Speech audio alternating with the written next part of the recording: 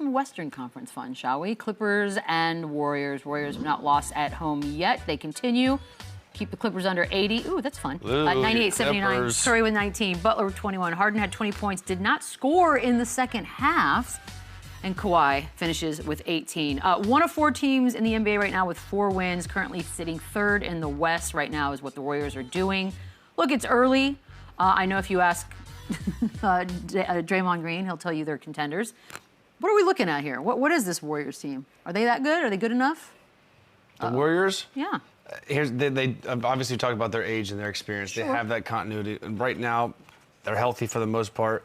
Jimmy Butler, Draymond Green, Steph Curry, you know what you're going to get from those guys. And they defend, and they play in the system, and they move without the ball, and they bog you down. I mean, listen, they gave up, in 2025, I think, up 79 points in a game. That is, I don't care how bad the Clippers have played inefficiently, and I think they were insanely bad offensive numbers, but this is what the Warriors, they can beat you scoring a lot of points, they can beat you in the half court, and they can defend. That's exactly what they do. When you're an experienced team like that, you're going to have bogged down, slow, physical games like this, and this was a prime example of that. And Clippers are honestly just as old as they are, too. This was 2 of the older teams in the league, and it was sloppy basketball a lot of times, and there were some good things that the Clippers did early, and then there's good things that the Warriors did, but this is how the Warriors can beat you, and they're a versatile team.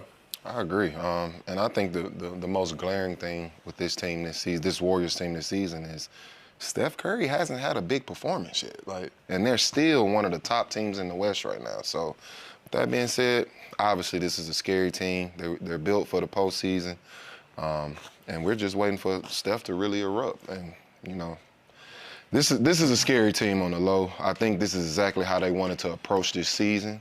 So, under-the-radar team, the underdogs all season, and I think they surprised us. Yeah, they're 4-1. I feel like we haven't seen them play. They haven't played great. Steph's only been the top scorer in like 2 of the games. Yeah. And 1 was a loss. So. Yeah, Jimmy. That's scary to think about. Yeah, Jimmy has been leading his team. So, like Boogie said, imagine when Steph Curry turns into Steph Curry. This team is going to be a tough team to beat against anybody. And we talked about the Clippers being an older team. We talked about the Warriors being an older team. But the Warriors have guys on that roster that are highly competitive, high IQ guys that's going to get them through a lot of nights where you don't have to have these big gaudy numbers from Steph or even Jimmy. Like, they're going on the offensive end with the mindset, we're going to get something out of every single possession. When you got a team that knows how to play a game inside of a game, they're going to give themselves a chance to win any game. Clippers were leading at the half. And we mentioned the fact Harden didn't score in the second half at all, and then they go on to lose this thing. And they are the oldest. They're not the oldest. They're the oldest, and then the Warriors. It's like oldest, give or take, right?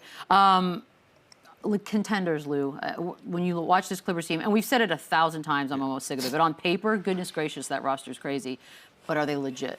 On paper, they're a really good team, and they are legit. They just got to find some consistency, right? Like right now in this season, they're 9th in offensive rating, but they're 16th in defensive rating. Last year, they were 3rd in defensive rating, 17 in offensive rating. They got to figure out a way to get both sides of the basketball to coincide with each other. Once they do that, I think they'll be a better basketball team. I don't know a lot of games where you're going to have James Harden not score in the second half and not be able to be that force, because when he's scoring the basketball, he turns into also a facilitator, and that makes their offense that much better. So I think they still are contenders, but they're going through some young growing pains for an older team. Crazy. And trying to figure out who's doing what. Bradley Beal has only played in 2 games. Still got to figure out where he fits in. You still got to figure out what you're going to do with Bogdanovich and how he fits into the mold of this team, because if you get him going, he's a guy that's really, really valuable on that roster that can help you win a lot of basketball games. And so they still got a lot of questions to be answered, but I still think in the West,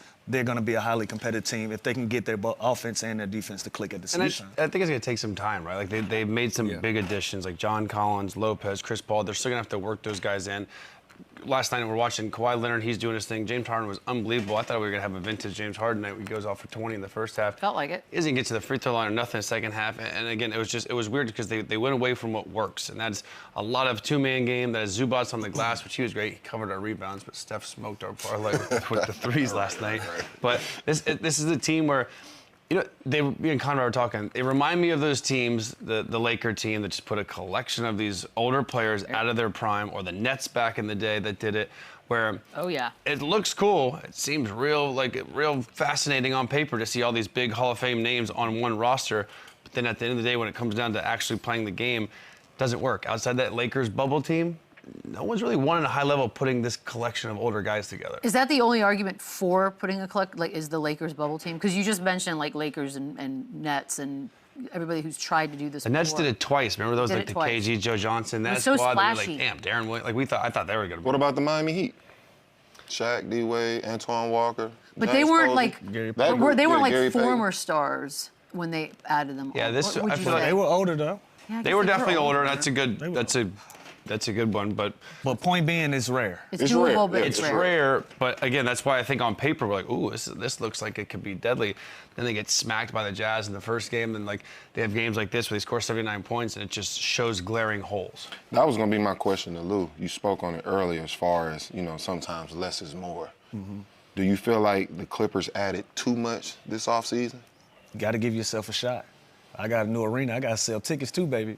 You gotta do both. You got to do both. But I think when you bring in a guy like Bradley Beal, who had a rough run in Phoenix, give him a fresh start. Now, I thought he would get away from a team with so much star power so he can kind of get back to being naturally a one or a two option guy. He's back in that third option with this group. If he can figure out a way to hone it in and embrace it and give them big minutes, I still think this is a team that can do it. If you can get really good minutes out of Chris Paul, Chris Dunn, Bogdanovich, like these are guys that over the course of their careers have been very valuable players. John Collins as well.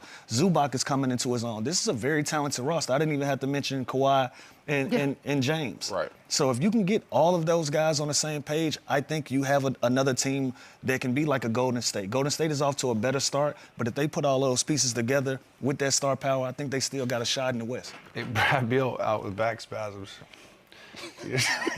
Don't start. Don't start. You know what that means for Parsons. Don't start. Boogie, if you San ever Francisco. you ever try to steal my job for 2 again, weeks, man. Sorry. Hey, there's a I will bender. murder you. There's a real heater.